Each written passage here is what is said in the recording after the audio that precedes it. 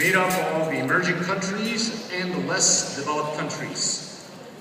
So the money that got sent back to the developed world was only about 130 billion US dollars out of the 530 billion US dollars.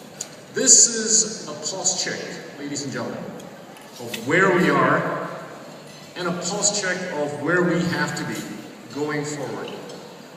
I don't think of the diaspora as money just coming back. I think of it as capital. Capital, not only from a financial standpoint, but also from an emotional standpoint, technical standpoint, and professional standpoint. Going forward, we've got to basically take a view of not only the quantity that needs to come back, but the quality. I see it as foreign direct investment. And the quality of the foreign direct investment will be shaped and driven by the very people that actually have sent that money.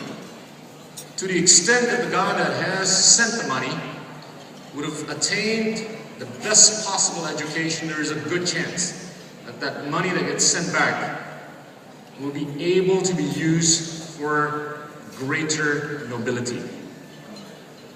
Now, let's imagine if each one of the 6 million Indonesians that are living overseas were to adopt a student each year. Let's call it the Adopt a Student program. 6 million Indonesians will be able to be educated every year. New Indonesians will be able to be educated every year.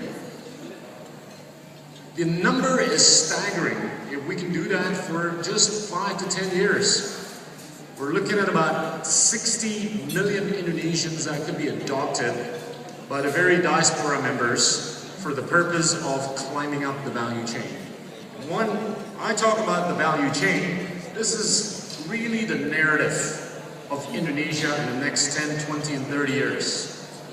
The narrative for Indonesia is that of the supply side. I want to put that in an economic context. If we were to calculate the amount of money that's going to be needed to spend on the goods and services that will be consumed by the 250 million Indonesians in Indonesia for the next 20 years, on a cumulative basis, it's roughly around 36 trillion US dollars. 36 trillion US dollars. It's about 60% of the cumulative GDPs of Indonesia in the next 20 years. Imagine that. For every one of the 6 million diasporas, there is an opportunity to make a lot of money in the next 20 years just by way of looking at the amount of goods and services that will be consumed by the 250 million Indonesians in Indonesia. Staggering. And the aspiration is really for us to fill that up with as many products, goods and services with red and white, merah putih. Salam Merdeka, Bapak Ibu sekalian.